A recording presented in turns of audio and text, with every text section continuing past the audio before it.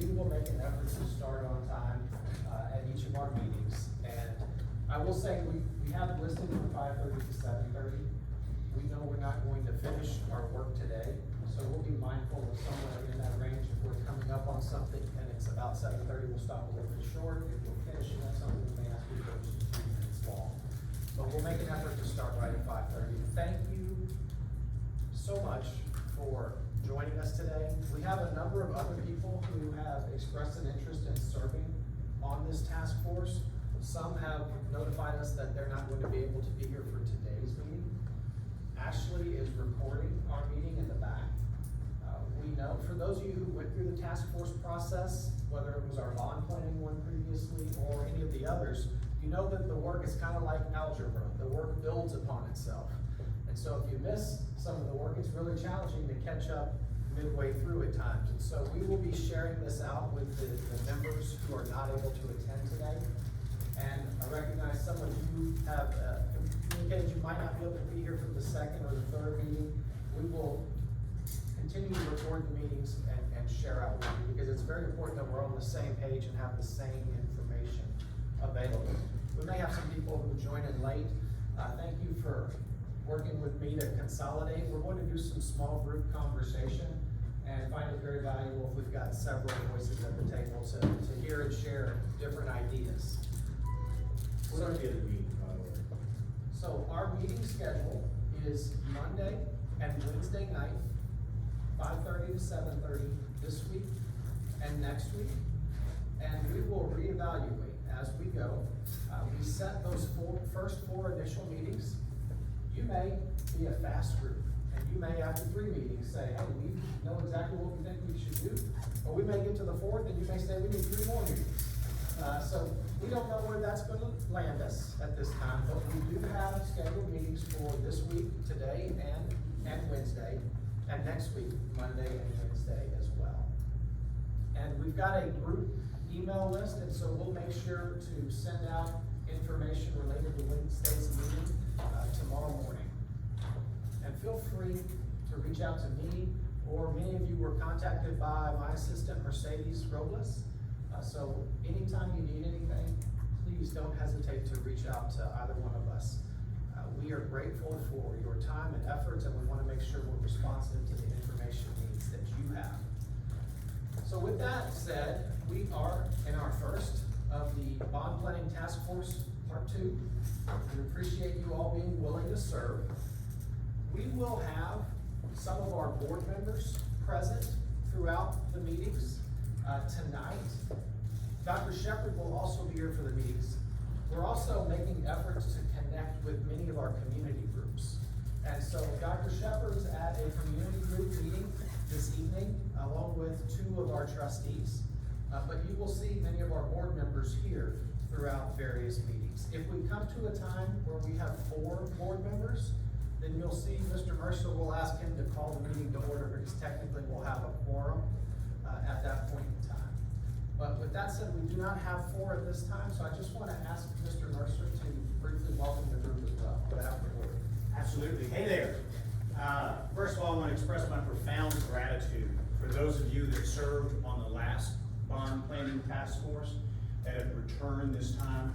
I watched all of those videos, so I know the commitment that you made and the amount of time that you spent on that subject. So thank you very much. Secondly, I want to express my thanks for those of you that have come for the first time.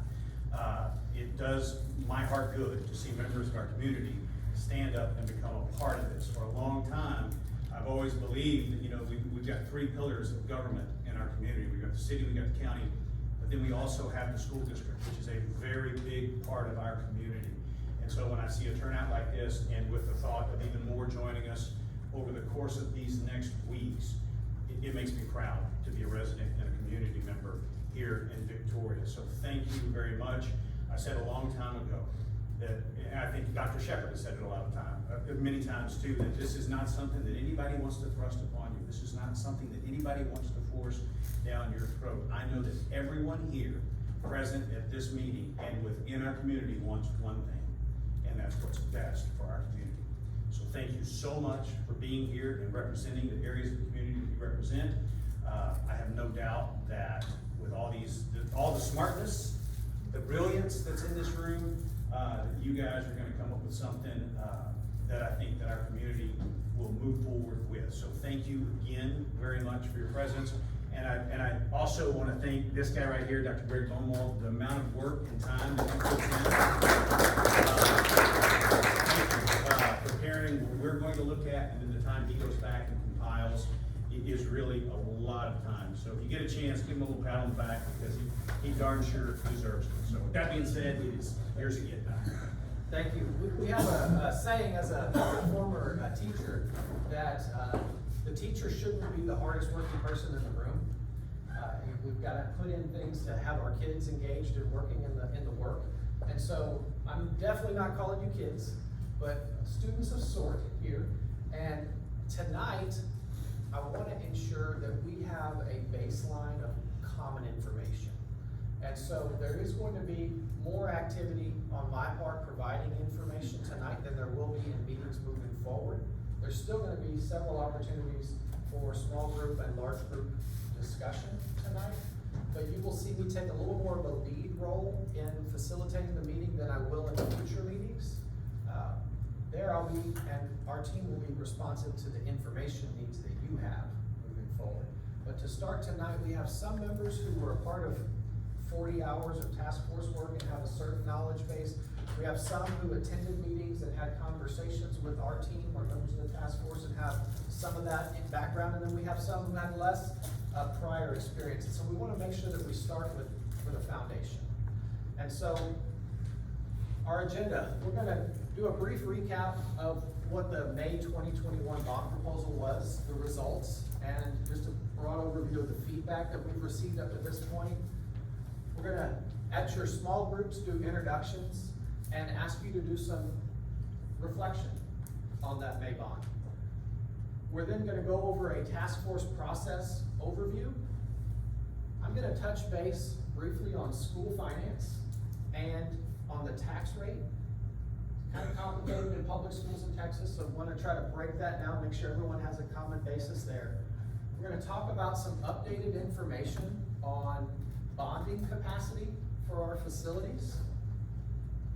ESSER, that is the federal stimulus funding that's coming as a part of schools reopening across the nation. And about things you've probably been reading in the paper around cost escalation related to construction.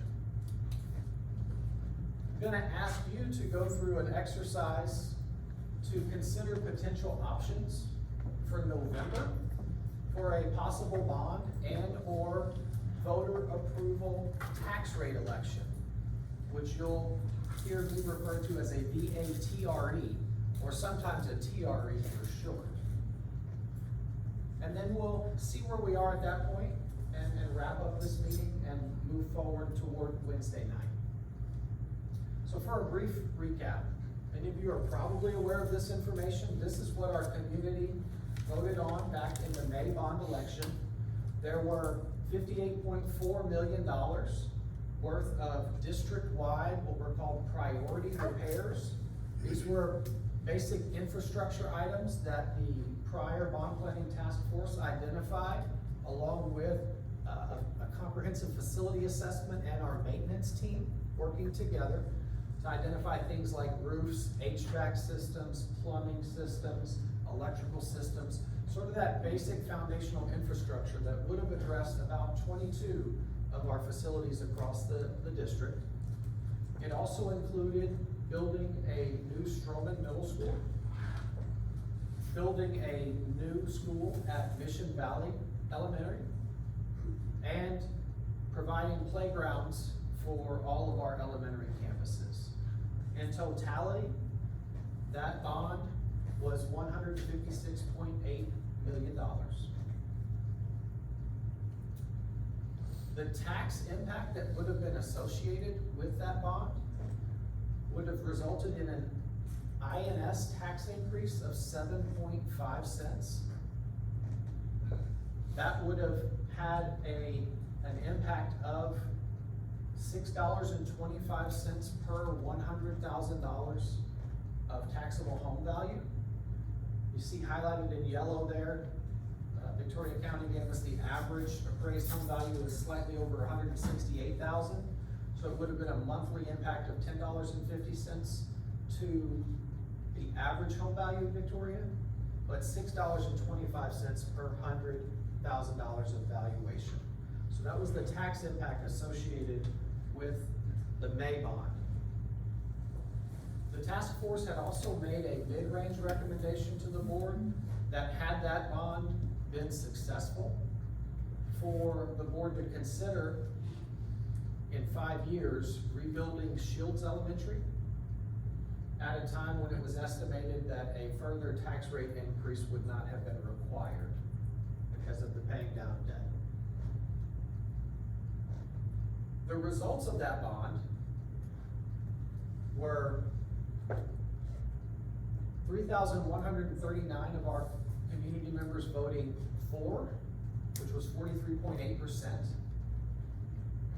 4,022 of our community members voting against, which was 56.2%. And that bottom line, you can see a breakdown of, in total, we had 2,077 mail-in votes, which were split about 50-50 in terms of for and against. We had 2,752 early voters, of which 59% were against. And we had 2,332 election day voters, of which about 59 were against, 59%.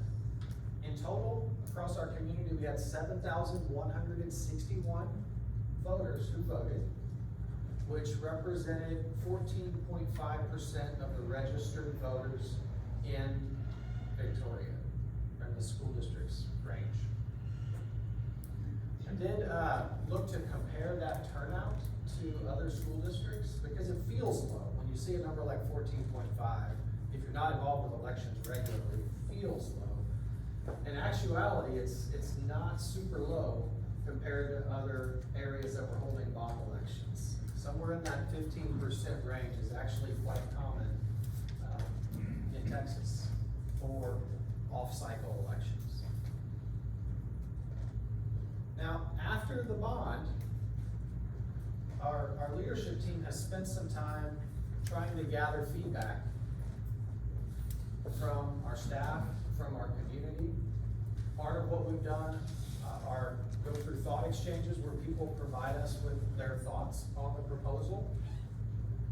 And what you see here is a breakdown of the feedback we've received in terms of just broad, generalized themes.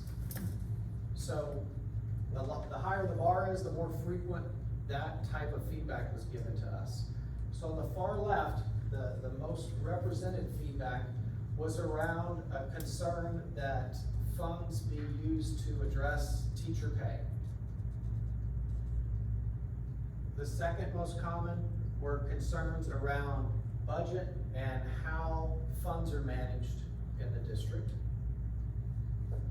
I would say the third one is likely interrelated in that there was a lack of understanding or a lack of communication on behalf of the district of a clear, defined maintenance plan and how we take care of the facilities that we currently have. And then there were some comments on that fourth column that were various people who had supported the bond and shared why.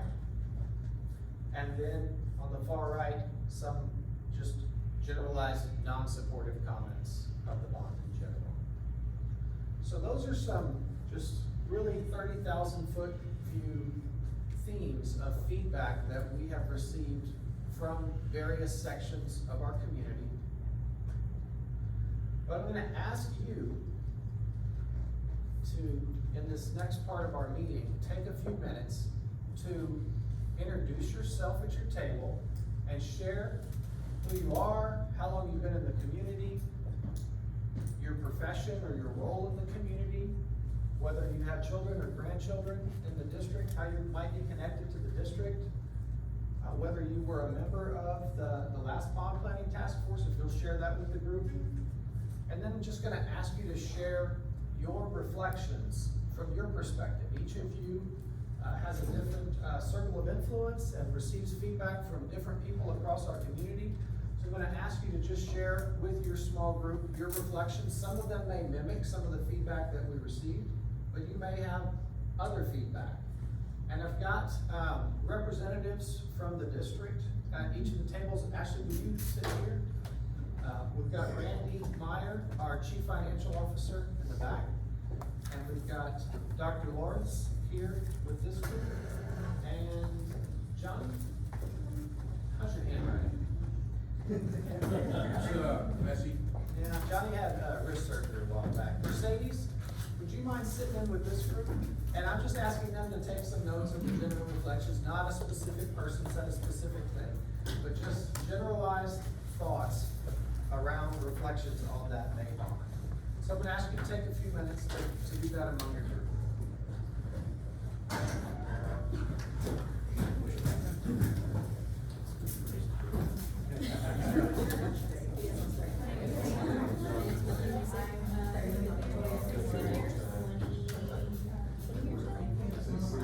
Yes, sorry. Hi, nice to meet you. Samantha. Nice to meet you. Hi, nice to meet you. Oh my gosh. I'm sorry, I saw one of you. No, that's fine.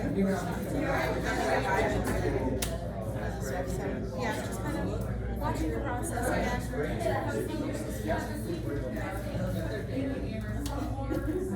You're just to answer like general questions that they have, or? Oh, definitely. Oh yeah, we were so heavily involved the last go around. Oh my gosh. I remember I walked in on one of the meetings that was had, and there was just a table of binders. I was very much involved in the last one, yes. Yes, I was probably just quietly in the corner just watching.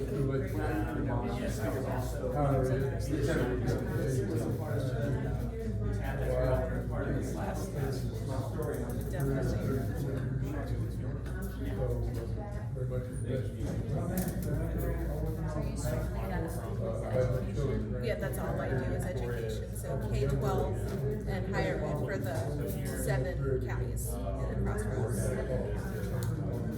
Yes. Yes. Definitely focus more on About the only thing that's first.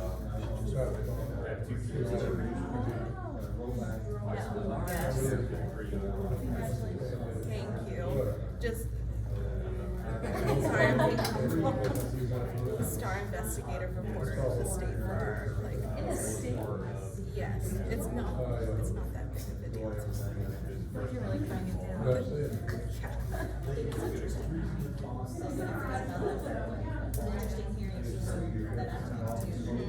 So Victoria, I mean, you go around in circles.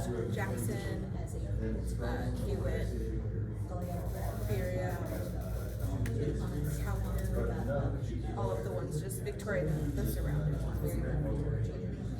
Okay, so I have a question. The town,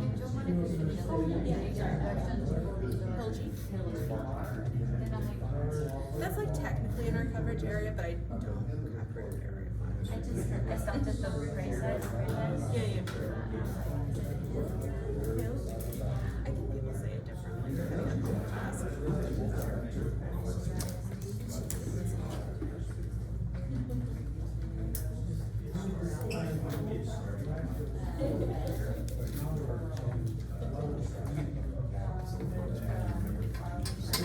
Oh, yes.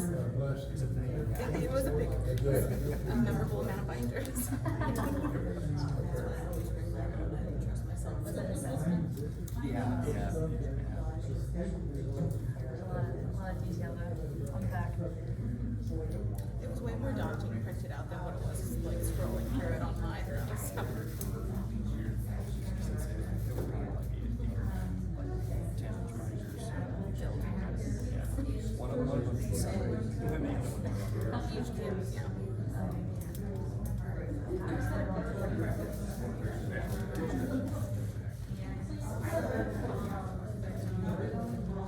That's the one thing I remember. It's just, Oh, okay. Well, it's good. There's school districts already in it. Like, we're working with oil. They don't have water system. So it doesn't surprise me. I don't know if people are gonna get more. It's just such a struggle.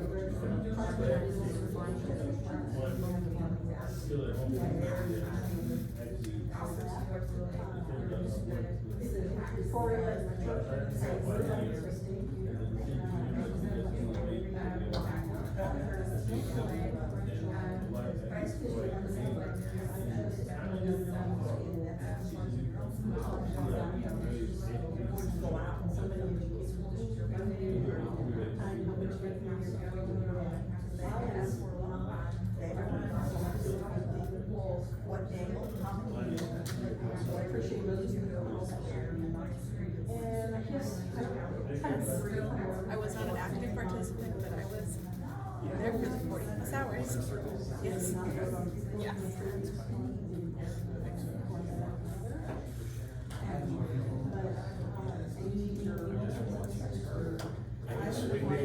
Oh,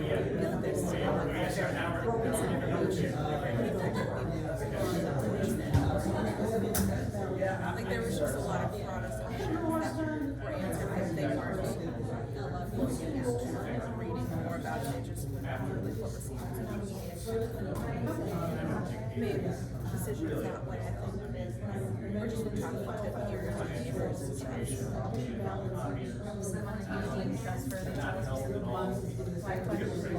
Exactly. Yeah. I also think like if there's a point of contention on spending so much It's interesting when you pulled, foreign events breakdown.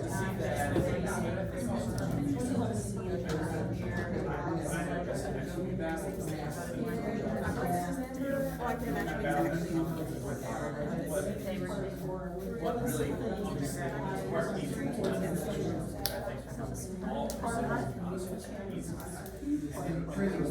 It also kind of goes along the lines of home values.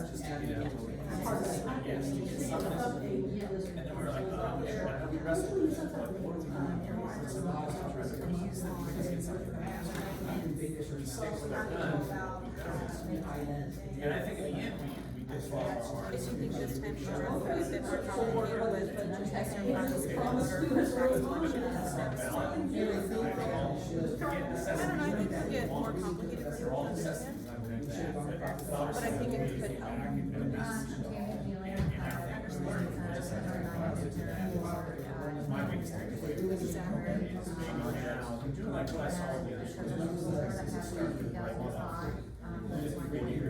I do hope that coming right off of the district.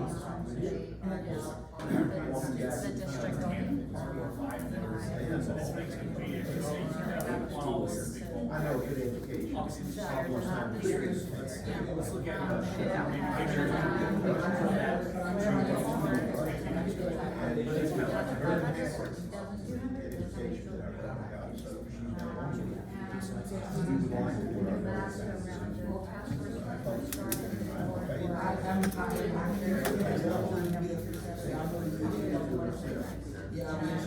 There were other districts that did bond elections in the past, but they didn't get as much coverage just because Detroit's the biggest district that I cover and I cover past.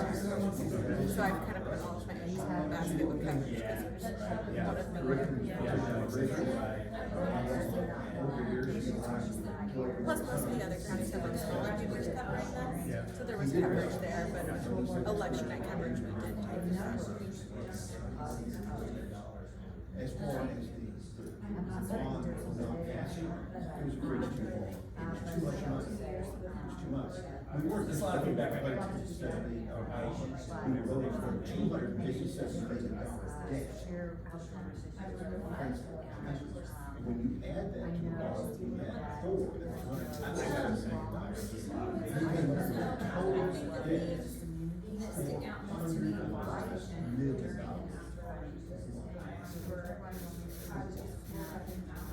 We're sitting here, our system Harrison, Bailey, No, I'm from Portland, and then I went to school in Arlington, and then back this way. I did an internship here while I was in college too, so that to bring me back. Yeah. A lot of people that come out of I liked it for the most part. yeah. I forget that there's like beach town and things. Exactly.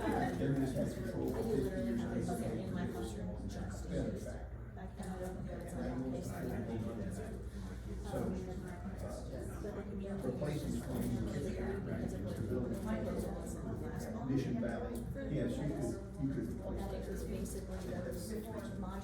You wanna see a system where there's teachers better If you're gonna have better success. So I think that's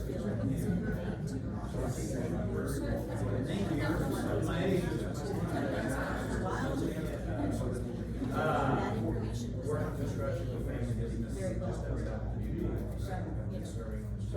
Which is, I mean, even without their own. That's basically what I'm trying to Have a.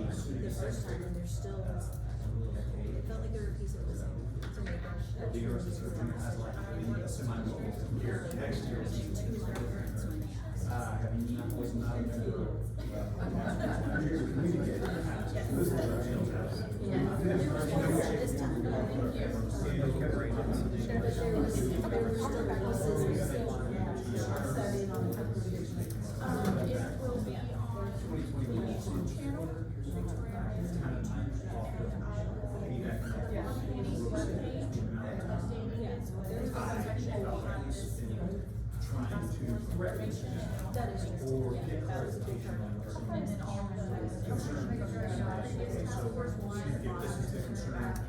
What can I show you?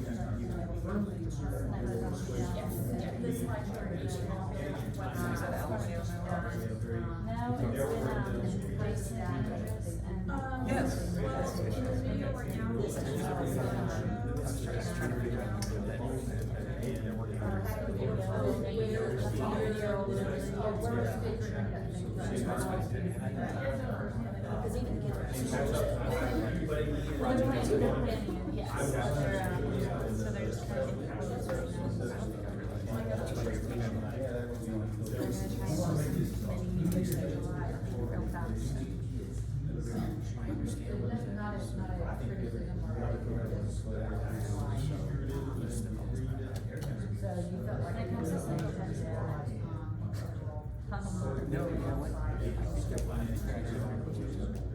I mean, it is. That sounds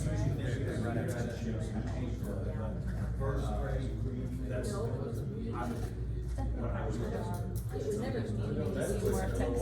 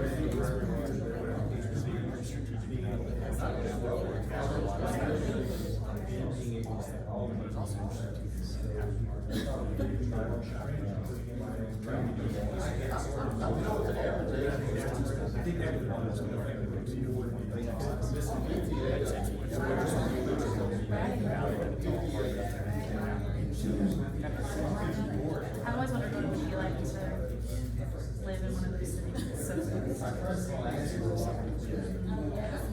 friend is in school in Mississippi, and a lot of people live on one side and work on the other. Very complicated.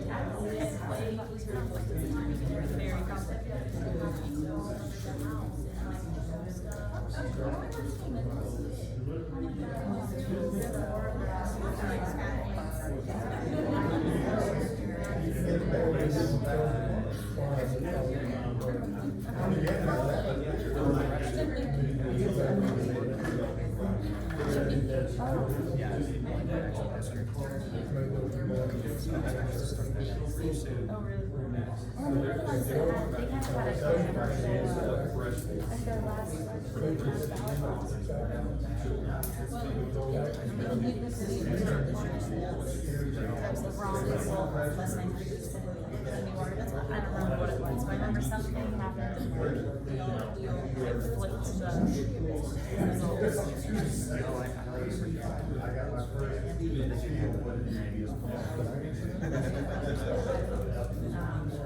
Go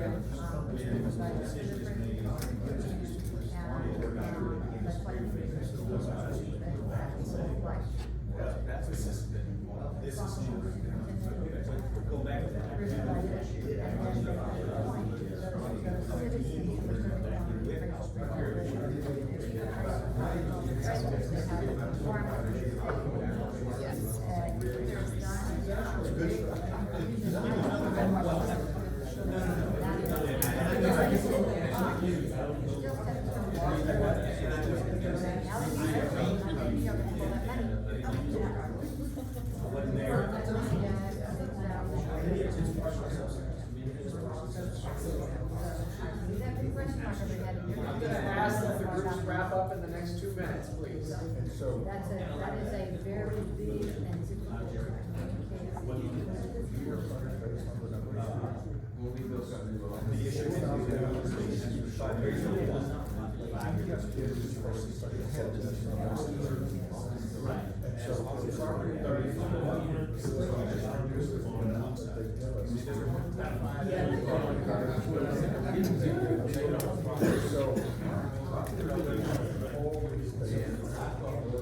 That's the baseline of every single district. That's the beginning of the base funding. $6,160. The rest of that full funding is not liquid. Your little dollars. And if they go up, they go up. Never do more than $12,000 or whatever the legislature.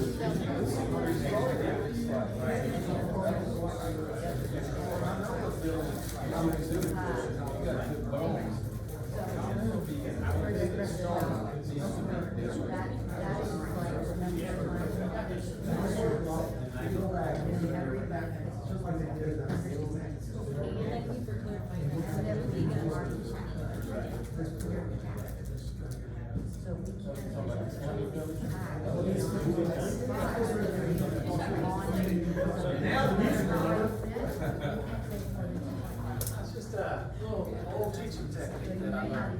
Know that? So you ought to raise your voice and get your group back. Wow, that was a great conversation. I can tell you that I was able to walk around and listen. It's constant, there's a lot to say. When we were first working on putting this together, you know, it's a lot more fun to talk about your successes than your struggles.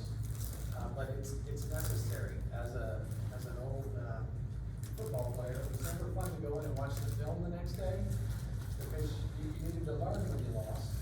But it was the most important lessons if you had those conversations and considered those things. And so this is an important part of the process. I don't want to go through an extended time right now, but I do want to ask a question about if a group wants to share whether their things fit in here or whether there were some other sort of overarching themes. And then I'll ask each group to just add if there was something additional that was an overarching theme. I don't want to dive down into the weeds, but just staying very broadly. How about starting with this group here? Overarching themes that outside of these? Yes, there was conversation about poor maintenance, lack of transparency in a maintenance plan or service schedule for campuses. There was conversation about needing to put more money towards teacher salary, including incentive for teachers. Accountability for the budget of the district and where money is going. And a lot of conversation about Stroman not needing to be rebuilt. Let me bring up one more thing. Yes, sir. We have a lot of talent here in Florida because we are an old town. Contractors going in and fixing stuff that looks like they're about to fall apart. And being able to do it on a shoestring, rather than calling in out of town people to come in and look at our facilities about how bad it is and why we need to fix it all up. Bring some of our contractors and professional constructors good about it, and how we can make this thing to a premier. And I'll give you the name of a guy on the, over by Hallow Field that can really pick stuff up. Make sure you give to Ash, jot down the notes for this table here. Anything else that this table would wanna add? Okay, would the table in the back with Mr. Meyer there, would that group have any additional themes outside of what was discussed here? No? Let me share with you some comments from the table. Sure. When it came to Mission Valley, there were some who really supported it and some who were against it. One of the issues was just, not understanding what the new campus would look like. Because of a prior proposal that might not have, it was more of a modular setting, but this one, they weren't sure what that would be like. And also a concern that Mission Valley is serving students who aren't from VISD, but some area communities that might send their kids here, and this is transfers, and that concern that why are we gonna build a new school for them? Others, in their own districts, yes. During construction, where would the kids go because of the way that campus is laid out? Where are the kids gonna be housed during construction for the time of them? And so just, seemed to be, some, More answers. they wanted more, there you go. More answers. And then, You got all that written down? I have everybody. Thank you. How about the table back there with Mercedes?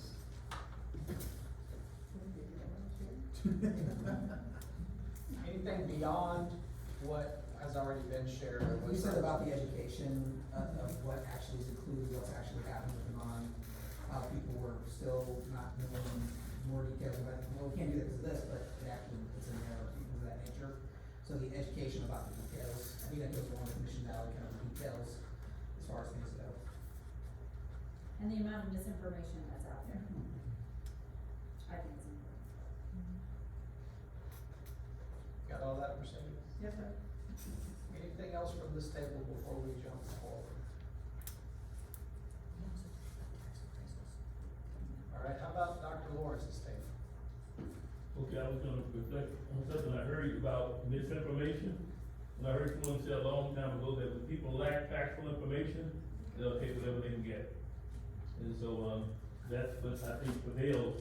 What we talked about here were factors that worked against, the bond being successful. COVID being one, the COVID environment, and the tax rate was another factor.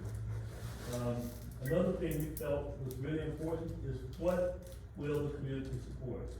We need to think about what we know they will support, not what we hope they will support. Talked about also not putting all your eggs in one basket. Why not have more than one option, rather than all or nothing?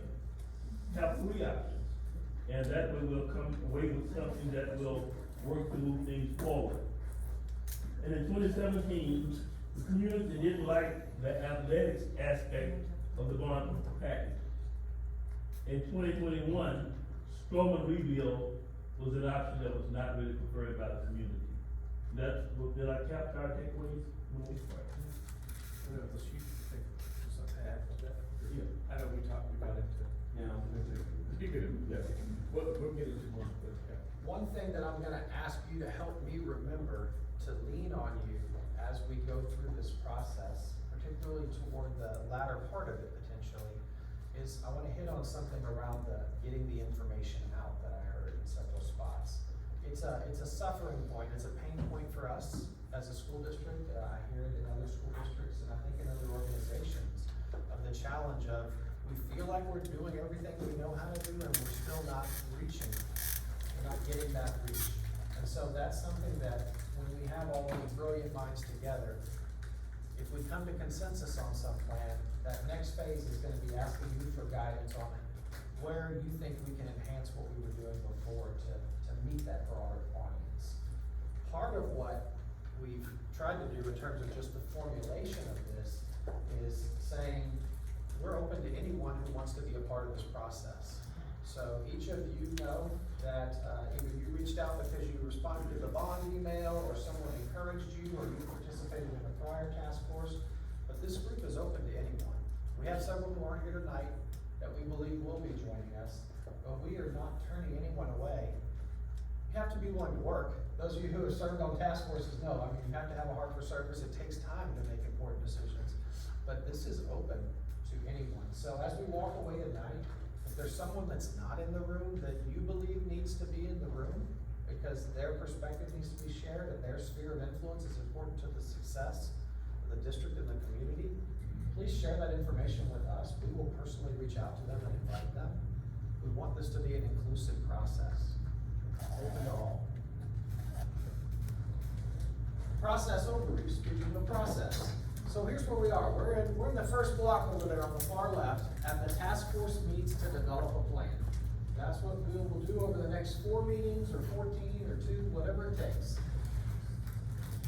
We plan, once this group potentially comes to a consensus around a plan, to hold a series of community meetings to share the task force plan and give feedback. Take that feedback, and then in the third box, reconvene this group and say, here's what we're hearing from the community. Whether it's 2 thumbs up, full steam ahead, or they'd like to see this, that, or the other, and then this group can discuss whether it makes sense to make those adjustments. If the group has consensus, ultimately, the task force brings forward a recommendation to our Board of Trustees. So that's just broadly the process. Here's an aggressive calendar. So, we're meeting 4 times over the next 2 weeks. We'll see where we are in that process.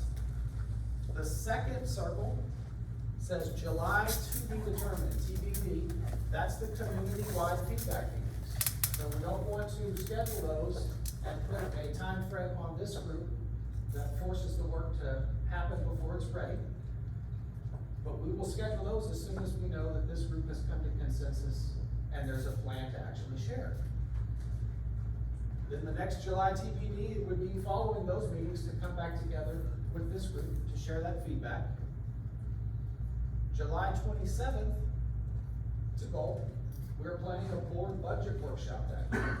And it would be an opportunity to potentially have a task force recommendation if we're at that point.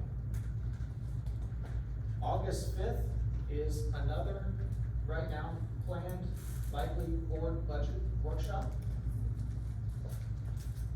August 9th or 10th are potential dates for the board to potentially consider, should this task force have a recommendation, for calling a November bond and or a VATRE. The deadline for that to happen, the last possible date that that's allowed to happen by law is August the 16th. Okay, so you can see that's a short runway to November if we're going to have a final last bullet there, November 2nd election. So we want to do our best work. We're not going to make assumptions about what's going to happen, but this is what the time frame would need to look like, or something near this, in order for us to get to an August board decision.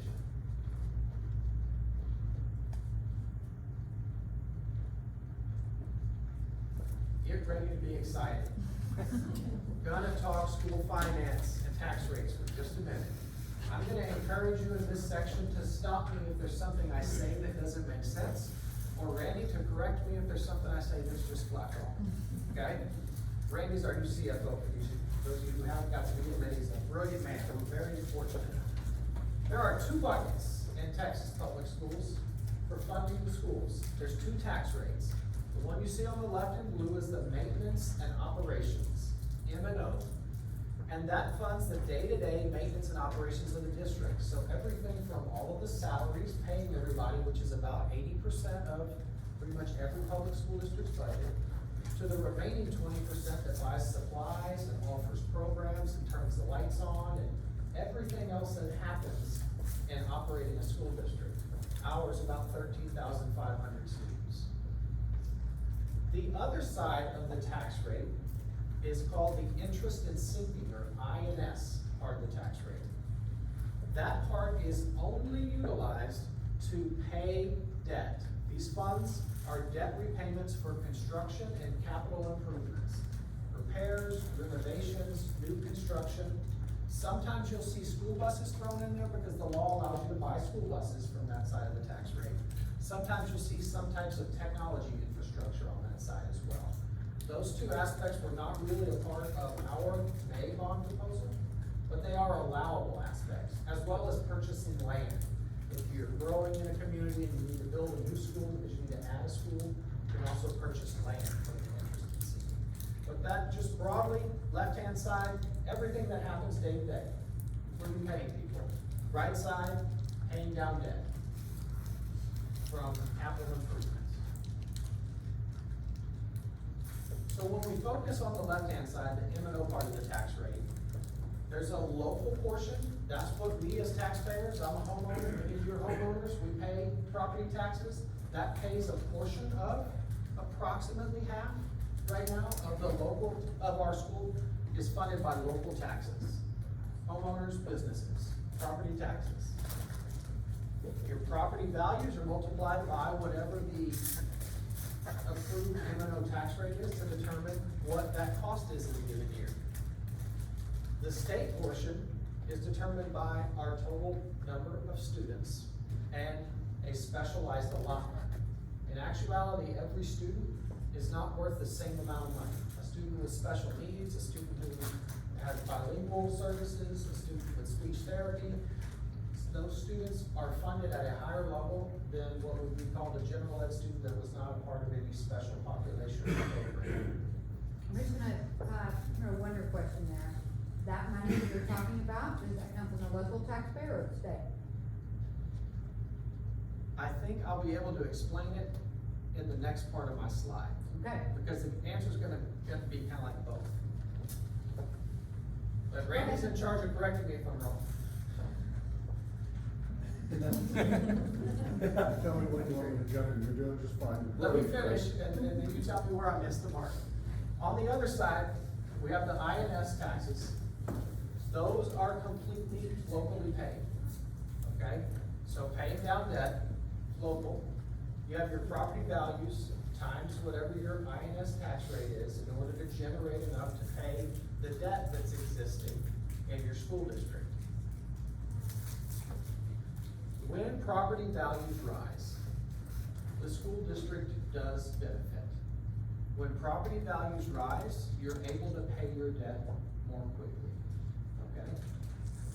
Assuming the same interest and sinking tax rate. If property values rise, your total revenue rises. That's not true on the left. On the M&O side, and this is something that is commonly misunderstood, and it was misunderstood in April during early voting when the tax values came out for property values. I regularly heard the school district's gonna be getting all this additional money because the values went up. Why don't they just use that? And it's complicated. The state funds us on a per student allotment. In Victoria, it's a little over $6,000 per student in a given year. It can be higher if they're in those special programs that we talked about. But when your local portion goes up, because your taxable values went up, the state drops their portion. So there's not some additional revenue that comes to the school district to operate the day-to-day operations of the school district, to pay people more, to offer new innovative programs. There's no additional funding when the local property values as a whole go up. The people who win in that place are the state, because they reduce what they send to local school districts, not just in Victoria, but across all public schools in the state.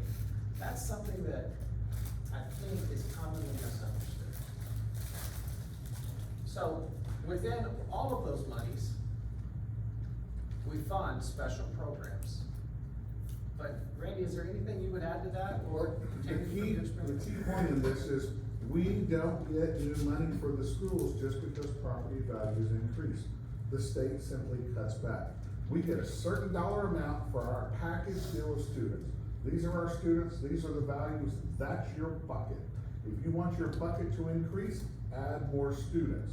If students leave, your bucket gets smaller. And in the bucket, we'll never get more than that bucket, regardless of property values. Any questions about any of the information or thoughts that anybody wants to share about what I've shared so far? Mr. Clinton? So it's $12,000 a student, right? About $6,000. No, I'm talking about the combined, the state and the local. Oh, No, it's 6,000? no, that's total. Okay, so That's it's total. about half and half, you said? Well, it just depends on your property values. For some Well, districts, it's way more than, it's about half and half in Victoria Okay. right now. So who decides that the $6,000 a student is enough money to get the job done? State of Texas. Well, Different districts have different amounts. how can we be sure that they, I mean, what if the real number to educate a student is $7,000? I mean, Well, in fact, we're not all funded equally across all there's over 1,000 districts in Texas. There are smaller school districts that surround us. They get what's called a small school adjustment. There are mid-sized schools around us. They get what's called a mid-sized school adjustment. We're not considered in those two categories, so they actually get funded at a higher level because there's considered to be some economies of scale when you operate larger systems. But then there are other things that impact funding, like the percentage of economically disadvantaged students that you have. You have 90-something% low socioeconomic status students. You're gonna be funded at a higher level than a school district with a lower number of, students coming from poverty. So there are many factors that impact what that actual amount is, but there's a base allotment that is approximately $6,000 per student. And so if your local district generates, let's just use, are you familiar with the Austin area? Westlake, it's one of the richer areas, or Highland Park in Dallas. They're gonna generate more than what their student allotment is, just with their local values. And so you may hear other communities complain about what's called Robin Hood. Used to be also referred to as Chapter 41, but they changed the chapter in the Texas Education Code. And they have to send their local tax dollars back to the state to offset other property poor school districts. We're not really property rich and we're not really property poor in the state size. We're kind of middle of the road right now in Victoria. But not every community generates the same amount of dollars because their property's worth more. So some get money from the state to make them whole in that bucket, and some have to send money back to the state. So when we do it on the district, and the total on the district assessments, are the, underneath the state, to increase our programs so that we can see more kids, create more programs would give us more money from the state. So there is no way to get more money from the state short of applying for grants or specialized programs. No, I didn't, Okay. you misunderstood the question. Then, cause say you have GT kids, or you have special needs kids, or you have, other kids that get certain values, have we increased those programs in those areas so that we can maximize the use of those monies coming in from the state that would be from those programs that are funded more than your normal student? So, You see what I'm saying? That's what I'm asking. What if we look into what we can do to increase that so that we service our students better, but then we also generate the money? we have in some areas where we have control. If you're gonna identify a student as special needs, there's very strict regulations on who But there's falls in other those things that- categories. But like GT, we have enhanced our testing and identification of students. It's grown, I don't know if it's triple or quadrupled the number of students we've identified as GT, and part of that's just system and processes to make sure students have opportunities. So I'm sorry, on the GT, that allotment went away, now it's come back, but it's still not as high as it used to be. That's right. And Every there's a 2 cap. years, when the legislature meets, they adopt a new school formula. And so they will play with what we're calling those additional monies and what percentages. And so, as Mr. Mercer was pointing out, gifted and talented was defunded a couple of years ago. As happens, the legislature received a lot of complaints. Now they've refunded it, but to a lower level than it was previously funded. I just use those as my example. What other examples are there? I saw Mr. Meyer raise his hand, so I wanna see Well, what he had to add. we'll use GT because there's a cap. we could identify half of our kids as GT, but the state's only gonna let us identify 5% for funding purposes. Also, if we start to over-identify students, the state will come in and say, you've over-identified. They have certain proportions that you're allowed to have, and, to keep schools from over-identifying to rack up the tally of what a student generates. Another example I'll give, is career technology coursework. So the state's gonna fund you at a higher level if you have students in career and tech education courses. You've seen us add on several P-Techs, and also just expand our career tech offerings. And that helps us to generate more revenues because those programs cost more to operate than just your average class. Great questions, great questions. I've got several more buckets to share with you here. So you may have also heard of a term, tax compression, or compressed tax rate. That's a term that came to us in 2019, not this legislative session, but the prior one. The school finance bill back in 2019 aimed to provide property tax relief to Texas taxpayers. And it did lower the tax rate.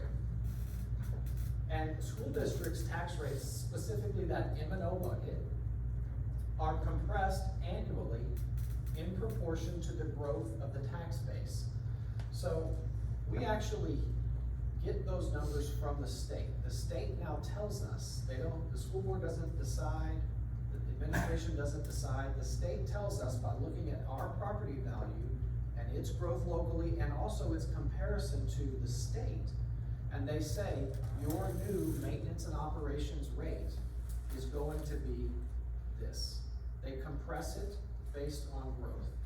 And so I'll show you in a minute where ours is this year and where we know at its highest point it could possibly be. And it won't be until the first week in August that we get verified information from the state of Texas about where that rate will land. And so for those of you who are out here and wonder, why does it take a while for school districts to budget and do all of that? Well, part of it is because a lot of the numbers that we depend on that determine the revenue that's generated, we don't receive those until early August. I said there were two buckets of money. On the left, M&O, the rate is compressed to offset increases in property value. On the right, the school district benefits from increases in property value. At the same rate, you'll generate more revenue, you'll pay your debt quicker. Now, I mentioned just a second ago that the board doesn't have a decision on where the M&O rate is set. In Texas, the board's decision is on whether or not to call a voter approval tax rate election. So all school districts, including us, are going to receive that compressed rate. Here's what your M&O rate is, Victoria ISD, or Cuero ISD. A VATRE is an increase in the maintenance and operations tax rate that requires voter approval.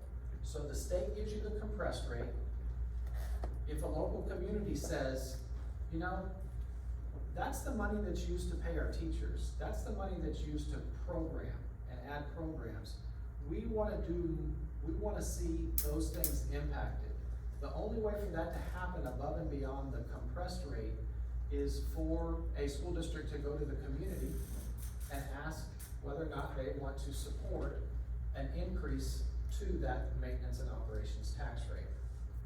It's referred to as a voter approval tax rate election.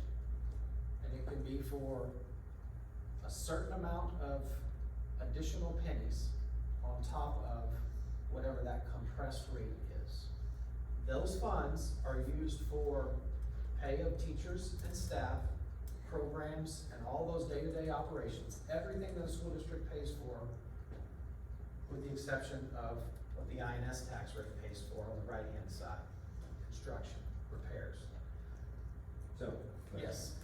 So if you increase the VATRE, say they were to approve it, the state doesn't take it. The state still puts the same amount in the city, right? The state still contributes a certain amount for those pennies.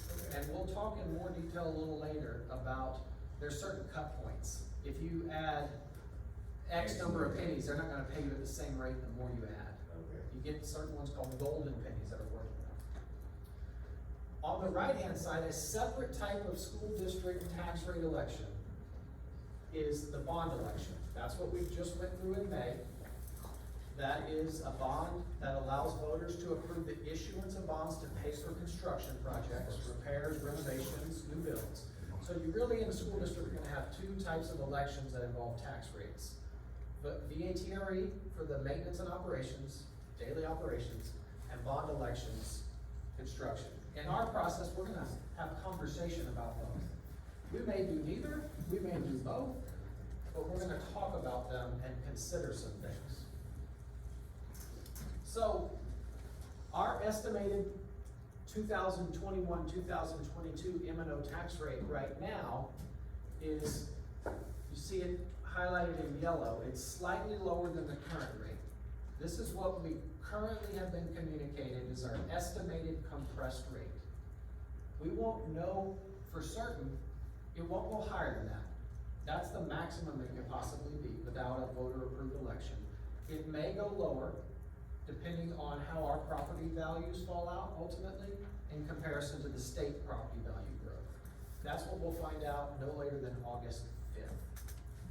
Mind you, our budget has to be approved about 2 weeks later. Greg, can you Yes. talk about that relationship, that inverse relationship between statewide growth versus local growth and how that moves that number? Is that?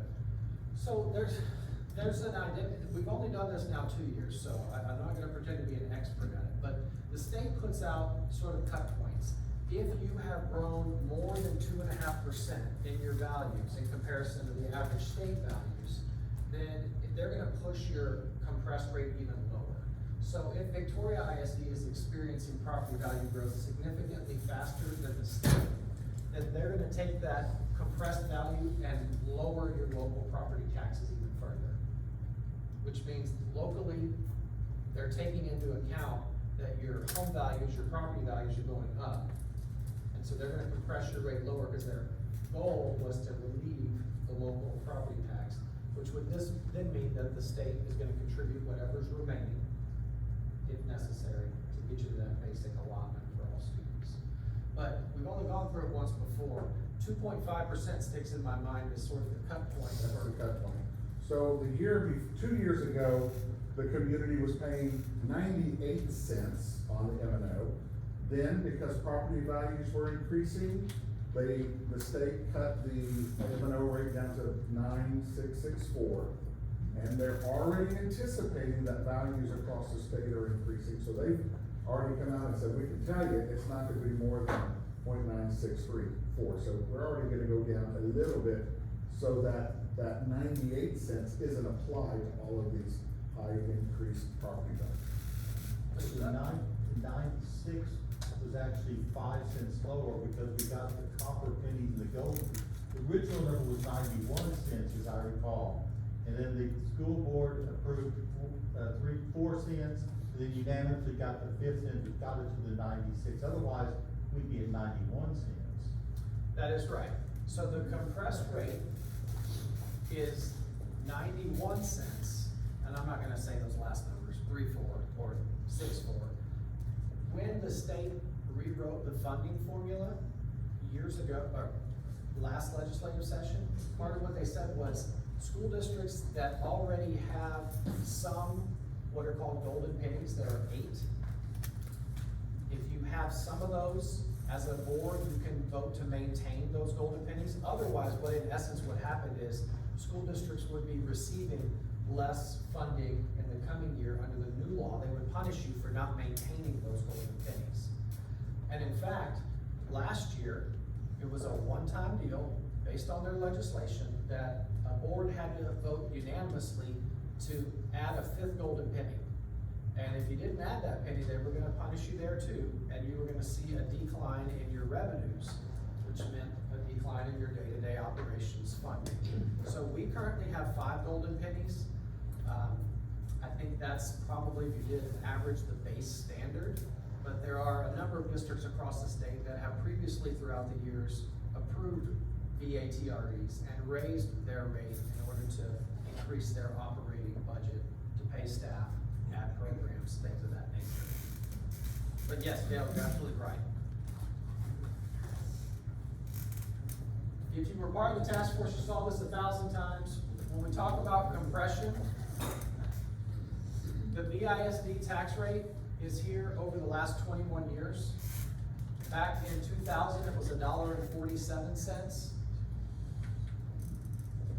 Currently, it's at its lowest rate that it's been in the last 21 years. It's actually the lowest rate it's been in about 30 years at $1.1899. So historically speaking, the tax rate is lower than it's been in the last few decades. Yes. Could I go back just a second? I wanted to make sure that, when we were talking about the maximum compression ratio, the number, the way the taxes get compressed. If I'm not or I wanna make sure that I didn't misunderstand Mr. Zook, are you asking whether or not the maximum compression ratio or the MCR number applies to all the total tax rate or just the starting, this the 91? So, because, right, so he's correct, we started at 91 cents, we had 4 golden pennies, we had a unanimous vote on the 5th golden penny. And if I was not misunderstanding, the question now is, does the MCR number apply to, or does compression apply to the 91 cents, or does it apply to the 96.34? How would you answer that, Rick? I'm gonna say it applies to the 91 Thank you. cents. Agreed. Yeah. Your golden pennies are not based on your property values. There's a fixed amount, you have a slide coming up that tells us what a golden penny brings in, regardless of your community across the state. That's why they're called golden, because they probably bring in more than if you had applied it to your property value. So where we were fixed with, after HB3, was at the 91 cents, and then you apply the maximum compression, you apply compression to that, and you never lose unless you didn't vote yourself on the golden pennies. And I guess I'd look at it from the opposite standpoint in general, that the state tells us what our compressed rate is, and any previously approved golden pennies, as long as the board wants to maintain those, are available to be maintained without voter approval. And your compressed rate 2 years ago was 93 cents, if you don't wanna look at your golden pennies. Then it went down to 0.9164. Now it's gonna go down again, then you still get your golden pennies 5 on top, so whatever you see, we're gonna add 5 cents to it. And then anything above that needs voter approval. But the 5 golden pennies never compress. Correct. No. Thank you. Okay. You maintain those. Yes, sir. On tax rate, just for clarification. Yes, sir. In 2011, according to the CAFR, we were at $1.32. Yes, sir. We collected $56 million in local taxes. In 2020, we were at $1.19. We collected $70 million, differential $14 million. We can't use what I'm saying, we kept saying our rates are lower than everybody else. But what the comptroller from the auditing firm said last year during the vote here of January, this is what the board, they said, we can understand why everyone is upset. Yes, we're paying a lot more, even though our rate's lower. We cannot use this thing about rate, we're lower than everybody else. Our taxpayers are a little bit smarter than that, and these numbers prove it. So let's do apples to apples, Victoria to Victoria. Let's not go in and say that we're paying less than Copper's Code or whatever. Only our taxpayers understand what's going on in Victoria, so we don't care what's going on everywhere else in the state. We know what's happening in Victoria, we don't care. I certainly understand your rationale there, and you're absolutely right that the rate is only one portion of the property tax. The other portion is the value, and we know that values have risen, so what that rate generates may be higher than at a time when the tax rate, or when the tax rate was higher. That's absolutely true.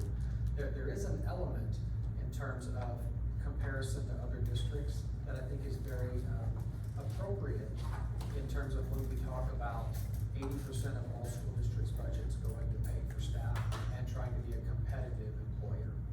And so in that essence, it is appropriate to compare, I believe. But your point is definitely taken, of not meaning to misrepresent that information. And this leads right into what Dale was representing next. We do look at comparisons of where our tax rate lies, and so that can be good information. It can be misleading if you have a school district that has significantly lower values. But this is comparing us to other school districts across the state who are similar size to Victoria ISD, similar enrollments. And you can see that we are well below the average rate currently for those school districts. And this is comparing us to the school districts in our area, basically driving out of Victoria in every direction. We're not the lowest rate, Goliad is, and we're certainly not the highest rate, Cuero is. And we're below the average rate currently. With that said, Brandon, what is, what we're bringing in versus what they're bringing in, total taxes? You know, our tax rate is lower, are we bringing in more money than what they are, or less money? So, I'm gonna throw out an idea, and Randy, you tell me if you think there's a better way to look at it. The way I might look at that is if we look at revenue generated per student, so that you can see what you had as a system to spend on supporting the operation of your school district. And so that's information we can gather. It's information we actually shared last year in the TRE task force. But we can run those numbers if we have updated numbers based on this year. And what would you add to that, Randy? I would say that's what House Bill 3 fixed in the session before this, because it was all over the place. And so now, regardless of your school district, little Randy Meyer is gonna get the same amount of funding that he's entitled to, regardless of the school district. Whether the local pays more and the state pays less, or vice versa, it's the same no matter where little Randy goes. The only difference is if Randy's in a district that adds enrichment pennies, then that community is giving a little more money to enhance his education. But if he's in the standard, we're all at the 0.9164 plus our 5 golden pennies, it's the same amount regardless. I think we go back to the last slide, you should give us the value, the taxable, not that one, the value, the property values, the average of property values, because then that tells you also the money it generates per the Well, tax. here's the thing about it, that is a really good If point. you're gonna compare those districts, I'm saying, just within those districts. It's a really good point. Where that would be, impactful is on the INS side of the tax rate, because there's no state share in that. The school district gets to utilize all of those resources. But it affects your compressed tax rate though. Well, on the other side, it just means that the state is gonna fill in the gap up to that same amount for every student, regardless of what your amount is. What it really means is people who are in high wealth areas get very frustrated because they're funding the entirety of that allotment, and then they're sending some extra back to the state to reapportion to poorer districts. I think one thing that was confusing, if you go to, yeah, where are we? Yep. So the other thing you can see, hang on. Is that, the black bar is the total tax rate. It is. And the red is the INS rate. So, if the question is, you know, where are we in terms of generating revenue on the M&O side, even though we all know that you still have your one bucket, it's the same for everybody, the rest of the school funding formula is different. But the big change in there, I'll bet you, if you saw the M&O rate, because the M&O rate plus the INS rate is going to hit the total, then you would see that what's changing is their community is taking on more debt. And we will bring some additional data around the M&O rates to you in future meetings, and we're kind of just trying to start very broadly. Well, I mean, it's super confusing, right? Because it looks like that rate could be the M&O rate. You don't know how the M&O rate is increasing relative to other districts or to other years. And I think that's a great question to answer. And we can do it. This is, some other information that the task force reviewed previously, and it's around our debt standing as a district. Almost every district, short of a couple of, Texas has over 1,000, and there are some districts with less than 100 kids in the entirety. But almost every district has debt because it's really how the state legislature set up our funding system in order to have buildings, construct and repair buildings. But BISD's debt, and this is the most recent year that TEA had, you'll see 2019 on this, the most recent year to compare to the district and the region and the state. We are at, and we're below this now, because it's a little old, but $8,854 per student of INS debt. And the region 3, that's this region here, it's encompassing all the areas around us, about 30-something school districts, I believe. Their average debt is almost $17,000 per student. And then for the state, it's almost $20,000 per student. So as we go through this process, and it's frequent that I get the feedback, well, we have debt, and we do. We certainly do. Relative to other school districts, we are not a highly indebted school district. The other way that that information is commonly shared is what is your total debt, principal and interest debt, versus your tax base, the amount that's generated. And so this is comparing us to school districts in our area, in Region 3, and we're third to the left there, highlighted in yellow at 2.68.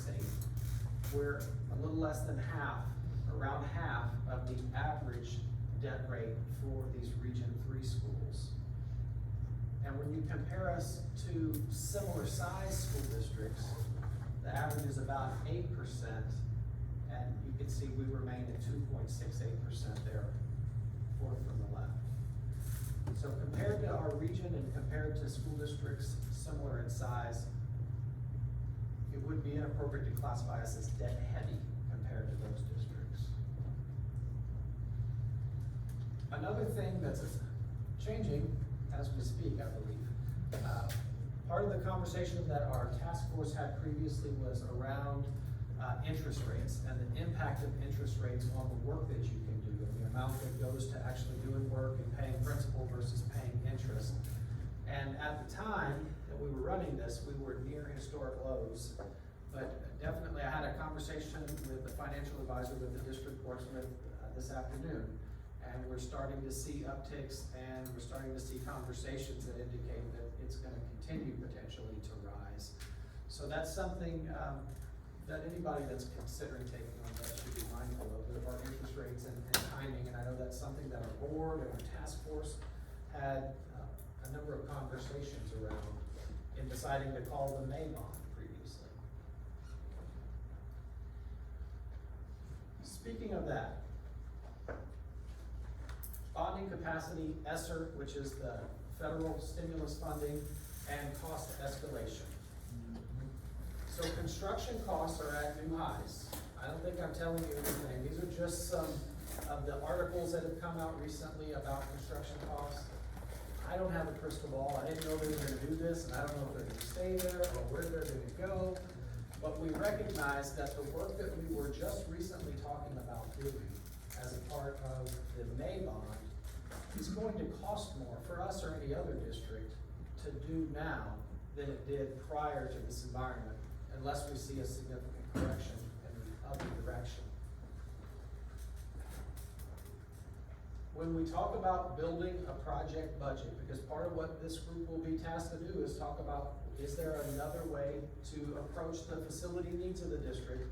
You're looking at your current construction costs, you're factoring in escalation.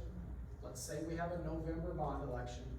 You're not allowed to sell those bonds until January, And then you've got typically a couple of years over the course of time to get all of the work accomplished, depending on the size and amount of work being done.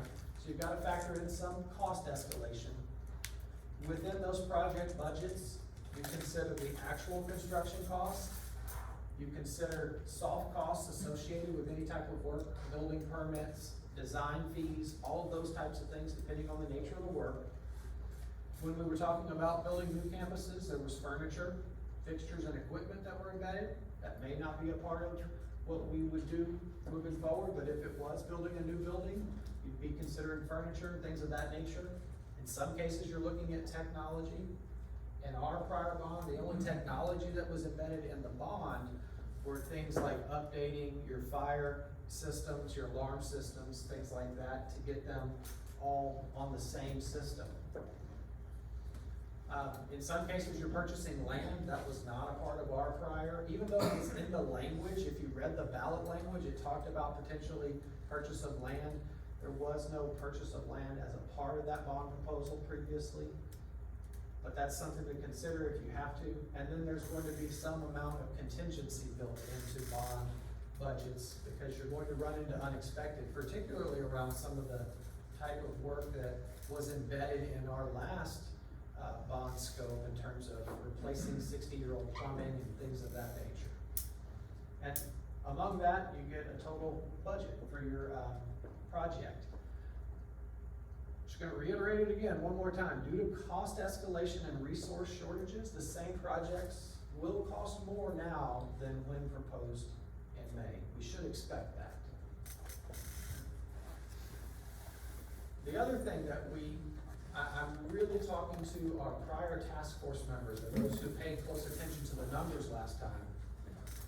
Because of the scope of the bond proposal in May that included building 2 new campuses, you're able to pay that debt over a 30-year period because of the estimated lifespan of the totality of the projects.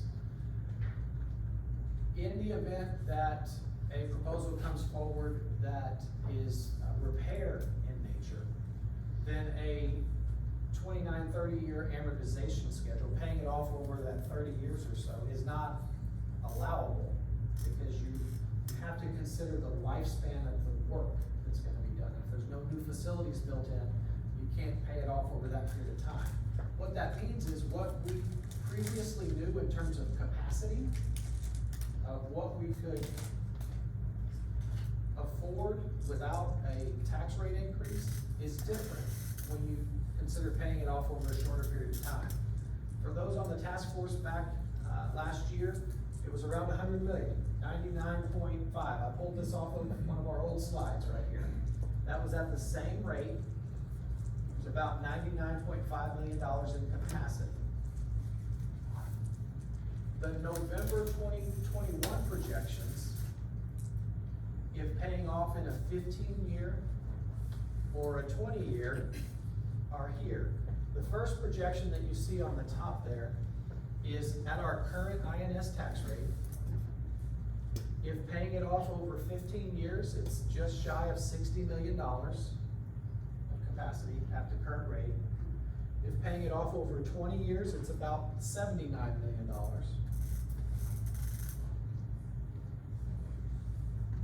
If at a lower tax rate, we ask for it to be run at a lower tax rate, because we know part of our conversation in this group will be about the potential of the VACRE. At 20, and I'll provide this information to you guys. Feel free to write it down, but I'll send this to you. At 1 cent less than the current INS tax rate, there's 52.2 million or 69 million, depending on the time frame. And then at 2 cents less than the current tax rate, it's 44.8 or 59.1 million. As I stand here right now, I can't tell you which of these 2 schedules we could utilize. It would be dependent on the type of work that would be a part of the proposal. We'd have to then have that analyzed for expected lifespan of the totality of that work to determine whether a 20-year was an option or a 15-year was the only option. So so that's information as we move forward that we'll have to refine. I'm gonna put an important asterisk here at the bottom. These figures are current projections, and they will be impacted by factors including our final assessed property values. So right now, these are based on current values, so we should expect that to go up a little in terms of the projections. But we don't have our final assessed values, and we won't have those until the end of July. But they can also be impacted by interest rate fluctuations. And so when I spoke to Ann, our financial advisor today, once we get those final values, we're gonna wanna rerun these numbers and look at what the interest rate environment is at that time, because even though it's only about 5 weeks away, given our market, the way they think things might be moving, that could have an impact. So these numbers are not set in stone numbers, but they're a ballpark. They give us a ballpark. Yes, sir. So I'm going back to an earlier slide, you mentioned about the cost of materials sort of escalating. And what I've been reading, and I don't know how certain it is, no one can say with any certainty, that some folks are anticipating that once COVID, the whole thing is passed, costs will decrease again. I'm reading that they won't. I'm reading that those material costs will remain where they are, if they don't increase. But that anyone who's thinking they're gonna come down again, and I don't know if, but I thought I would mention that. Yeah, I mean, I think we're gonna be gathering that information. I think there's a lot of uncertainty right now. I have definitely read what you just mentioned. I've had some conversations with some people in the area who, they're having to pay more for the labor now, and they don't anticipate that part of the cost coming down.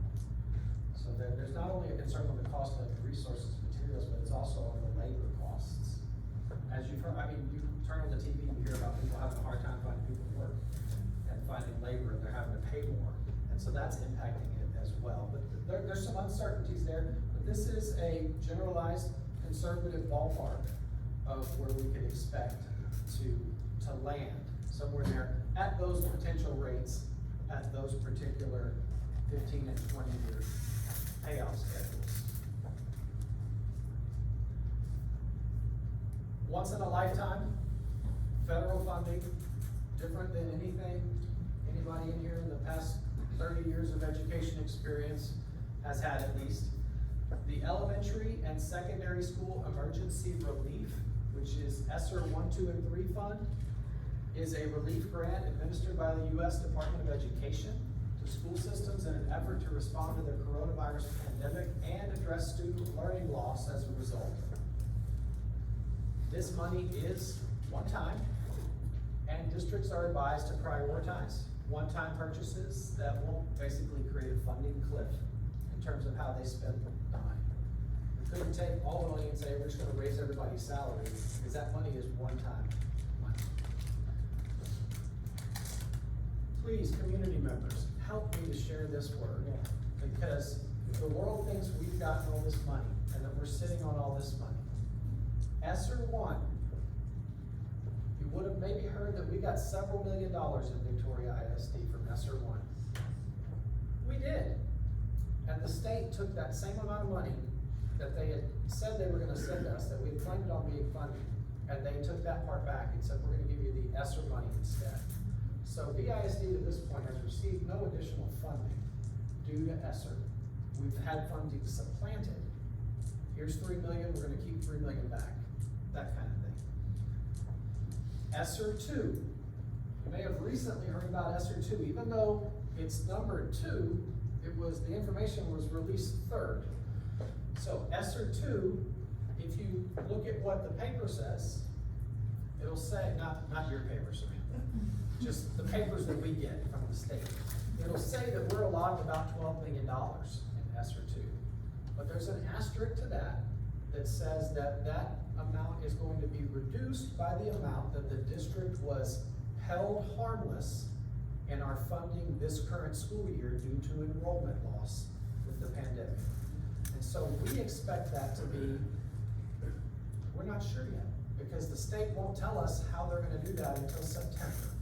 So we think we're gonna get about 8 to 9 million from ESSER 2, but that's a guess at this point. But if you've read that we're gonna get 12 million, that's not true. We won't receive that money. We'll receive a portion of it. ESSER 3, so the largest pot of money. ESSER 3, we're scheduled to receive about $28.4 million, a huge sum of money. We haven't got it yet. In fact, there's a process for us to receive those funds. Tomorrow night, in this same room, 5:30, meet with another committee of about 40 people, because a part of the process for applying for these funds is to bring together students, and parents, and teachers, and staff, and determine prioritized areas for the spending of that money.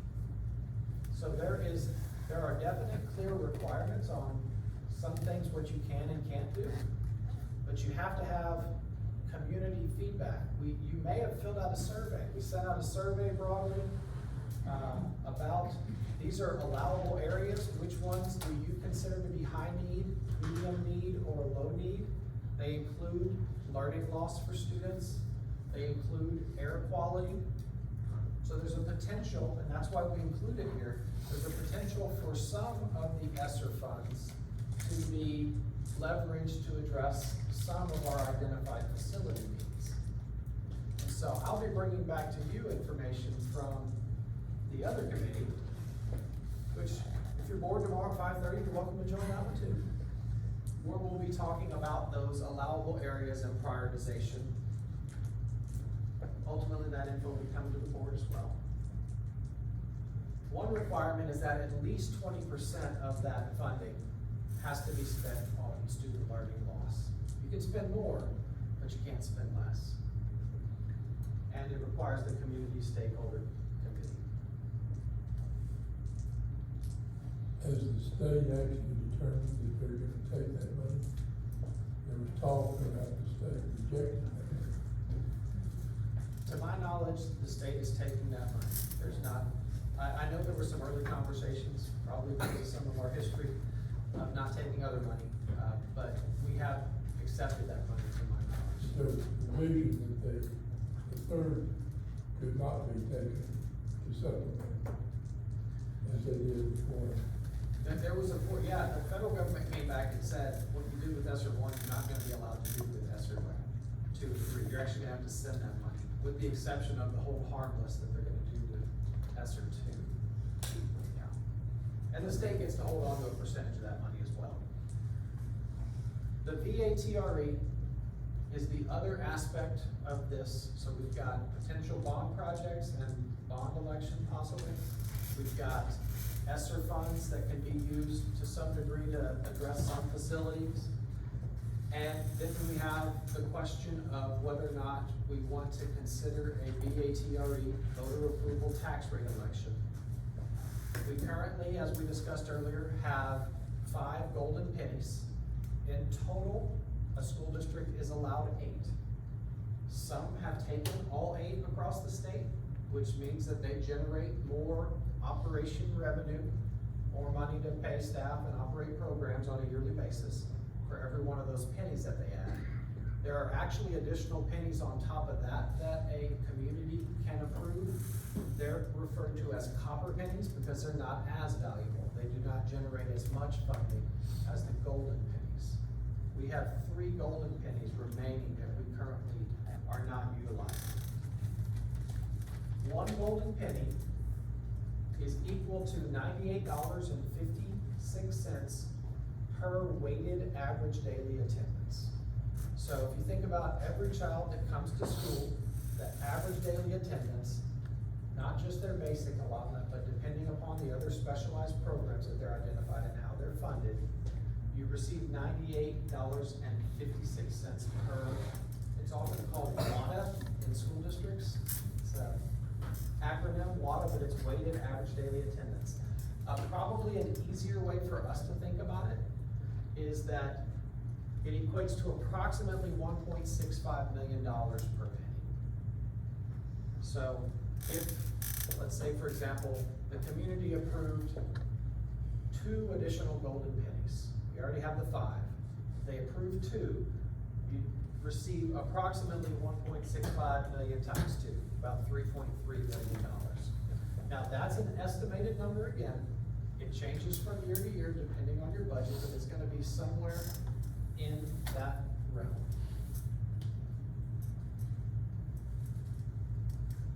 That was a lot. Any questions about that before I move on? School finance easy? Is that a community vote?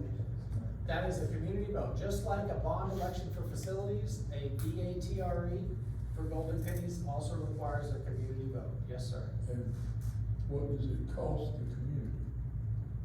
Well, they'll pay a higher tax rate. It increases their maintenance and operations tax rate. Mr. Steves? Once approved by the voters, is that always said, or does it have to be approved every year? Great question. So if the voters approve additional Golden Pennies, those are in perpetuity.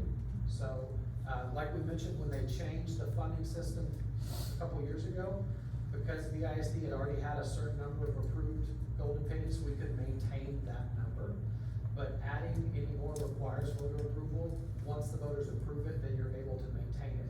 And that's very important because typically the majority of that funding is going to support salaries. School districts that have done it are trying to be more competitive with attracting and retaining staff. So, if that went away from year to year, then you couldn't make your payroll. Great question. Can you do, and I'm already going to answer no, but can you do a proposal to the taxpayers that raises the VATRE by 2 cents and drops the interest and sinking by 2 cents and approves whatever measure of bond is left, the 40 or $59 million? Can you do that as a one voter catch-all vote?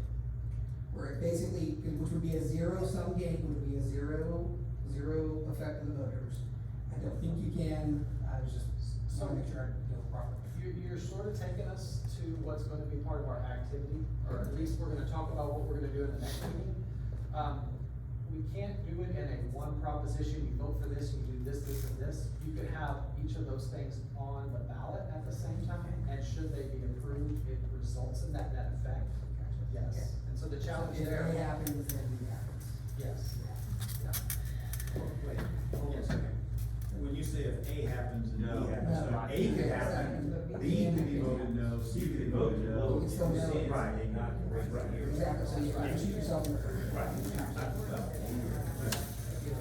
Yeah. There's There's no not, tax well, law. there's no fail-safe in that process.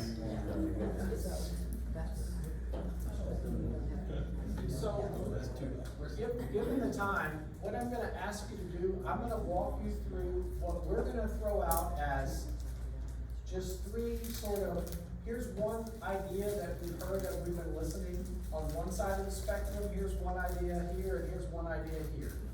Okay, and my goal would be for you to talk about these three ideas in your small group in our next meeting, and then to share out where you think we might wanna lean. It's not, hey, it's one of these three plans. Please, everybody look at me. And this is really important for me to hear. I'm about to show you three plans. None of these are Greg's plan. None of these are VISD's plan. None of these may be a plan. Okay, it's just a starting point to start conversation. Okay? One of them is gonna be called option one. It's not because it's the best of the three. One of these is gonna be called option three. It's not because it's the worst of the three. They're just three options. They're not the only options, probably won't be the final option. My goal would be that you don't be a poker player right now. Don't give your cards away. Don't laugh out loud at one of the options. Just soak them in and think about it. If you have people that you like to talk to outside of here, go talk to them about those options. And then bring that back to the conversation on Wednesday.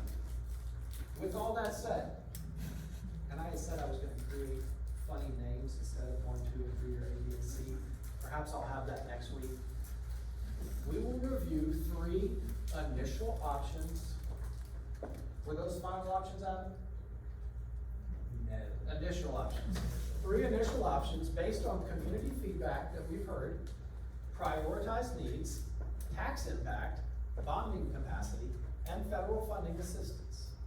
The following options will be reviewed, discussed, and adjusted as needed by the task force with the goal of finding consensus on one option. Not necessarily one of these three options, just an option, or not. Option one, in no particular order, a no tax increase impact that would address facility repairs only. Certainly wouldn't be building new buildings because of the cost associated with this option, given that it's a no tax impact, no tax increase to the current tax rate. Funded part by ESSER, part by bond,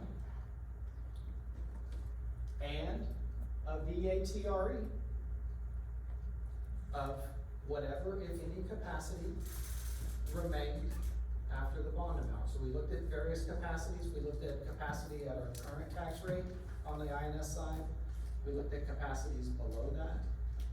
So depending on the scope of the projects, the potential to address repairs that were prioritized by the task force, utilizing some ESSER funds, some bond funds, and any remaining tax rate, any remaining pennies, potentially as a part of a voter approval tax rate election to increase the M&O side, increase the revenues on that side, to address what we heard was the number one response when we got feedback around having more competitive pay.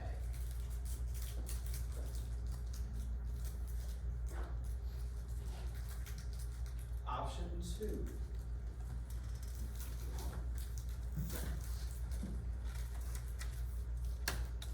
This option would result in a tax rate increase based on whatever level of voter approval tax rate election was recommended. Option two includes using all of the current INS capacity for bond facility projects, along with a portion of the ESSER funds again. So you'd be doing more facility work in this option, because you'd be using all of the INS capacity that exists currently, and a potential VATRE. The net effect would be a total tax rate increase to the level of the VATRE increase. Now again, to the point that was made earlier, that's assuming that these were put toward the voter and the voter approved all of those. The net effect, if one approved and the other didn't, could be a total tax rate decrease. And then option three, it's gonna be significantly different than option one, yes. Just to clarify, option one, or the first that you showed us, sewer tax rate is 2 propositions on the ballot. Well, definitely 2 propositions in terms of at least 2. So you have a VATRE. That's what I'm saying, I mean, what you have right there are 2. On the next option, flash forward, VATRE only, with all INS capacity for bond facility projects. Are you saying that's one proposal only for VATRE, or that there is a, or no? I'm saying there's a bond election. Bond election to make, Still. It's gonna be a larger bond election than option one. right, but it's just authorizing debt that we could service without an INS tax increase. That's correct. Thank you. Yeah, we're at 0.2235 right now, so we'll be maintaining that. Yes. And then option 3 would be to keep the May 2021 bond project scope, but presented as multiple propositions as opposed to one proposition. That's a much larger, right, that was 156.8 million in multiple propositions. And potentially a VATRE separate from those multiple propositions. To which the community could say yes to repairs and no to a new Mission Valley in Stroman, and yes to play, whatever came out of this group and out of the community. And then a decision about whether to add a VATRE decision on top of that. Now, the net effect of this could be many different things, right? If it was just repairs and VATRE, it could actually be quite similar to option one. Or it could be a larger tax increase than what was discussed as a part of the May election, because you'd be approving and having to fund all of that same work and a VATRE on top of that, okay? And so we're putting out sort of a broad spectrum here to just guide some initial conversation, not pointing anybody in any direction at any point in time, except pointing to you for your question. In option 3, what role does the ESSER fund play, if any? Great question. So that opportunity to leverage the ESSER funds exists here as well. Yeah, it exists here as well. So that could potentially mean that you lowered the amount of the previous bond by whatever equivalent amount you're adding in ESSER funds. But I will say this, you know, we know that construction that we had estimated when we were working through all these plans, it's gonna cost more now, not only more because of escalation a little bit, but because of the current market, unless that market shifts back. That'll be the challenge for us and other school districts, anybody who's planning to build anything in the next couple of years out there. So 3 options. Do you have a handle on what those 3 options are? I'm gonna send this to you so you have it available. I'm really gonna encourage you to bounce this off of people, right? I walked around and I heard every table, and every table had people who had told them, I liked everything but Stroman, or I didn't want those playgrounds, or I thought the tax increase was the trouble. Go back to those people. Say, I'm a part of this group. Here's 3 ideas. Do any of them make sense to you, or how can we make them better? We can end up with something much different for this, or we can end up with no plan. That's the rule.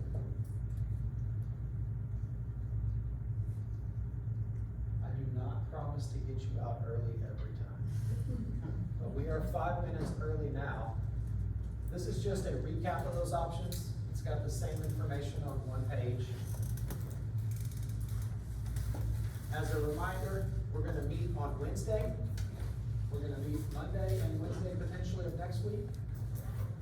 Unless you guys are all GT. I'm not gonna fund us for only it, but if y'all are all GT, maybe we'll finish sooner, or maybe we'll need extra time, and that's okay too. But, please reach out if you need anything. We will email this out to you tomorrow. If there's a way for us to send out the video, we'll just send it to the entire body. There better be a way for us to send out the video. Why else would we have taken it? Yes, Ms. Keelan. If we have questions, or if anyone has questions between now and Wednesday, where do they email those? Maybe you can start the next meeting with answering those. Absolutely. So I may think of something after I leave here. So I will, when we send out the email tomorrow, I'll make sure that it comes from my email, and just email those directly to me. I'll be the guy. I know some of you, jumped on by the bond at the ISD. That email goes to me too. So let's just use a direct route. When we did this last year, it was great. It reminded me of my early job as a teacher and a coach, because you had a game every week, and we had a meeting every week, and you kind of had to plan after the game, so we have a debrief, like watch the film the next day and plan. The challenge here will be, as we go through this, turning things around quickly, because you're gonna have questions, and I may or may not be able to have all of those answers depending on the calculations required by the next meeting. But that's my goal. So the sooner you ask me, the better I have a chance to respond at the next meeting. So please do that. If you have it.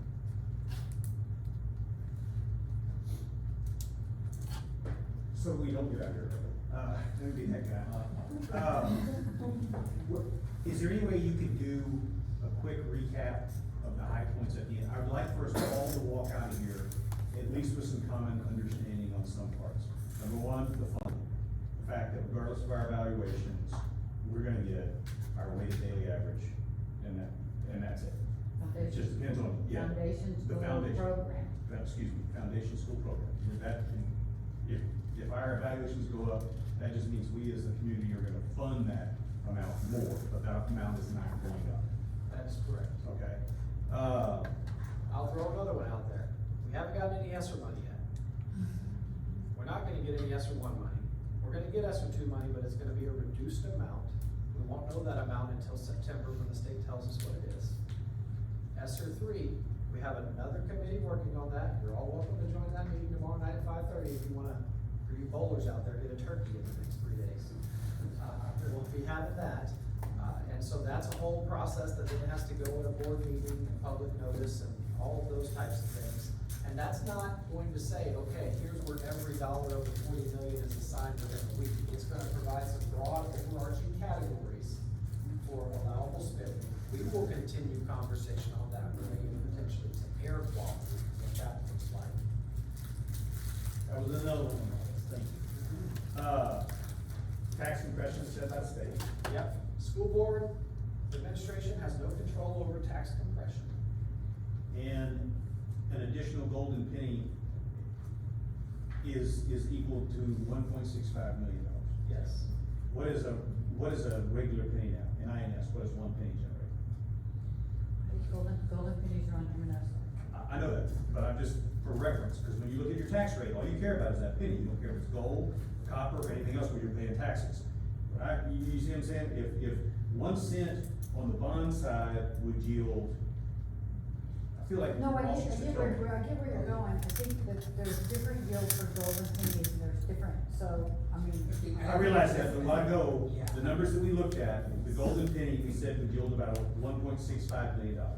Yes. That's significantly more than just a regular penny Correct. on the rate, is that correct? Yes. And how much? Regular penny, I was gonna answer at the budget 2 workshop of July 1st. We need to check, because you had a number you gave me from the last time y'all did this, and I think it was around 1.1 million. So, One of the compressed pennies. when a CFO slowly answers a question like this, it's because if we pull back the thing, you know that the state puts out a template almost every week, changing how the budget formula works. Yep. Okay, and so we typically get 20 or so drafts of what the budget formula is gonna be for a school district, specifically in a legislative year. And so we run the numbers, and then the next week we'll run the numbers, and you guys will come to a board meeting, and we'll do a budget workshop. And then the budget will change literally the next day, because we get a new template that says that, no, we've changed how that funding's gonna work. So please know that when Randy specifically, or myself, answer a question and we hesitate a little bit, specifically like that, it's because we actually have to go back and put it in the template, and it will change next week. Okay, but, so the 1.65 could shift a little bit. Yes, Okay. absolutely. The golden penny could shift, and that's why I asked compared to a bond penny, it doesn't shift. That is just what it is based on evaluations or whatever, and I guess that's what I was kind of doing a comparison of. Golden penny over here, and the VATRE is worth this much, but a penny over here in the bond is worth. Well, here's So, where I can would. I, cause I think I know where this, last time when we went through this whole process, basically over the $98 million capacity that we had, which was, it's never free money, but it wasn't gonna cost the taxpayers any additional if we approved it. Every penny we spent over that, or approved, or voters approved, over the INS current rate would get us like $7.3 million in additional INS spending for that bond. So like, yeah, So that was the payoff over 30 years. So it was paid off over 30 years, cause it was like, $58 million or $59 million above, takes that, it was like something like 7.3 or $7.6 million. I think was that kind of what you were, for giving to the taxpayers? Yeah, no, I think I was trying to simplify, because Ross used to always tell me that a 1 penny increase in the tax rate would yield approximately X number $100,000. Locally. Locally, Yeah. right, So and that- I it's guess about that's what I was, and so that's, again, so I go back to this golden penny, that is golden, so it's worth more than the other. I was just trying to do it, maybe I was doing apples and oranges and not apples and apples, but just trying to say that the pennies over here are more valuable than the pennies over here. I think we should have that Wednesday. If I could give you a takeaway that I'd want you to take away, it's something I tried to, share last year when we were looking at this conversation with the task force. With the golden pennies, with the INS penny, you're just generating labor funds, right? With the golden pennies, it's not a 50-50 split, at least in the last year's formula. The state is actually picking up about 60 to 65% of the additional revenue. We're funding less than half of the additional revenue, which is not true oftentimes for the earlier pennies before the golden pennies. So you kind of look at it as, for this investment, the state's, it's like an employer match. That's Right? it, right. Except it's a little more than doubling your money. Yeah, you're more. I Yes. think we can have that for them for Wednesday. Awesome. I'll take a penny, apply it to the certified values from last year, and we'll just do the math, and we can tell you what that number is. That'd be awesome. Do we have a bronze penny? I know we have copper pennies. I'm not familiar with Our bronze, yeah. Copper penny is going to be, you know, when we had the slide that said that this, right here. Where's my golden penny? Did I run past it? Ah, here. The middle bullet, one golden penny equals 98.56 per weighted average. For a copper penny, it's half of that. It's worth half that value. In the state, maybe 70-30 on that, or 60-40 on that. I don't know, depends on what the formula tells us, man. I know, they do match you more than, they do match you. They do it at a lower level, at a lower level, because they're saying, hey, we're gonna support you, supporting yourself locally up to a certain point, but if you're gonna go beyond that, then it's going to be at a higher local contribution. Let me ask you, how much money are you looking for? Are you looking for the $156 million again, but you want to add it in a different way, or are you looking for less? I know you put three options, but you never mentioned how much money you're looking for. I thank you for asking that question. I'm not looking for any amount of money. I'm looking to help this group, help us by working with our community to decide what is best for our community and our school district. What can our community support? Since we've had the bond election, I've heard multiple people who were, speaking about that not being the right plan, but recognizing needs exist in the district. Oh, because you showed $58 million or a little bit more on facilities alone. So we all came up with, hey, you know what? We'd like to just go after the facilities. Let's see what ESSER would give us.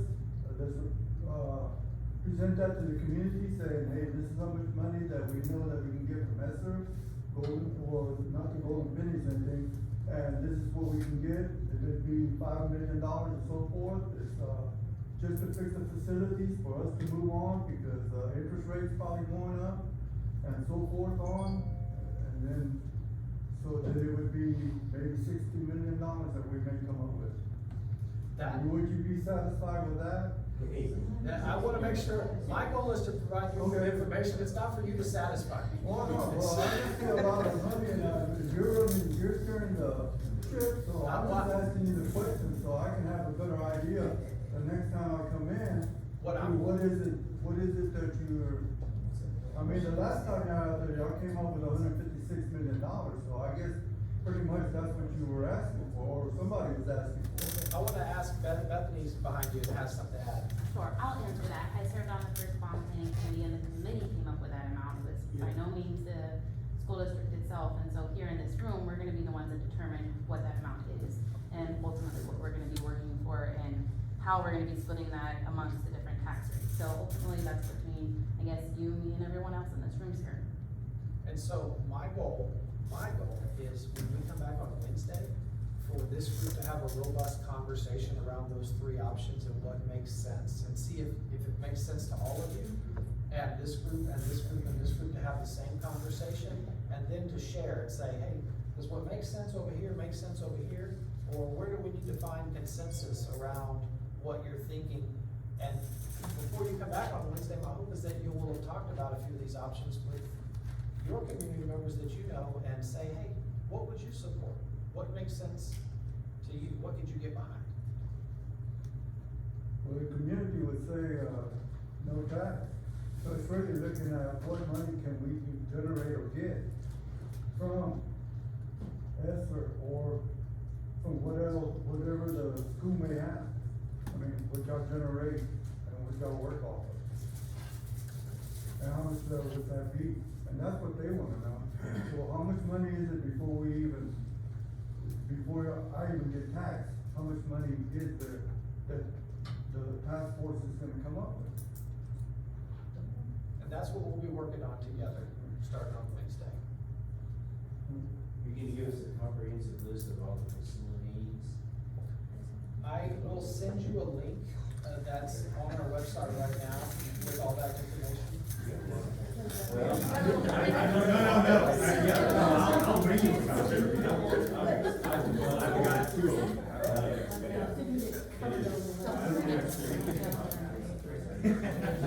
I think there's some appendices in the end. I've seen part of it. And I will tell you, to Mr. Garrett's point, part of what we plan to do as we got into the second meeting was get a little more detail.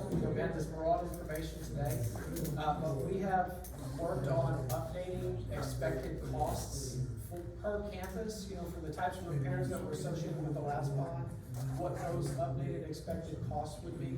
And then we've got it by campus or facility, and then we also have it by line item, so like HVAC in totality, this is the amount it costs, roofs and so on. And that'll probably be a pretty good guide to start. There's thousands of pages if you want. Yes, sir. Maybe we can talk about changing the scope of work. Yeah, absolutely. Anything's on the table. To me, that's where the dollars are. Anything is on the table.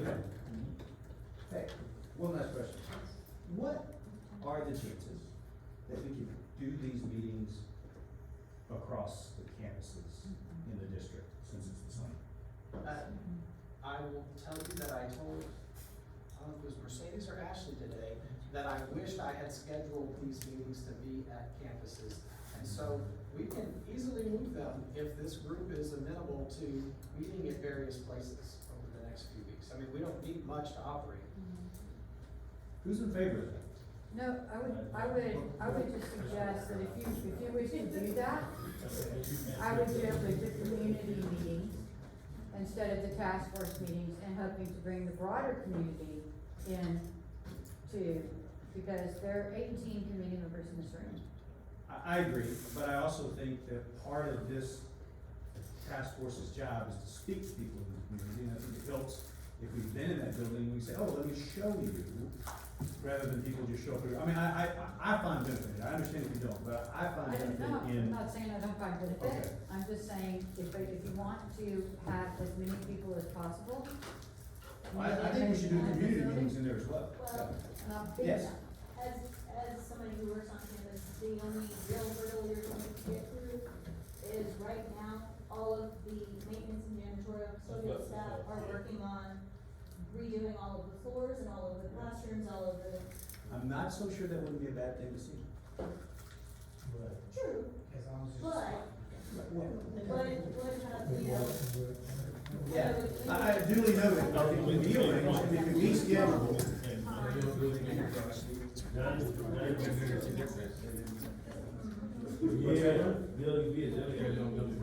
Good, we're 10 minutes past, valuing everyone's time, and, great ideas, but I think that, if we, the more effective way and see more would be that if this task force wanted to tour facilities, that we just get together a facilities tour. Because in meeting time, we're gonna need every bit of meeting time to get through the work, I think, so. But if there are more tours required, or more interest in tours and seeing facilities, happy day, we can make that happen, I think, for sure. As somebody's been on those tours, you get a really good snapshot of what each campus is with a very quick walkthrough. Those, you get to really walk through the areas and see the light of why things need to happen. I can say your trip to Mission Valley at 8 was pleasant. I'm gonna let that marinate Please. a little bit for me. Please. And definitely, we want you to have opportunities, we've tried to provide opportunities in the past and will continue to provide opportunities to see our facilities firsthand. So we will make that available in some way, shape, or form for this group and the greater community. And with that, we did run late, I'm gonna blame you. Sorry, that's me, that's me. Thank you, everybody. Please come back Wednesday, invite others.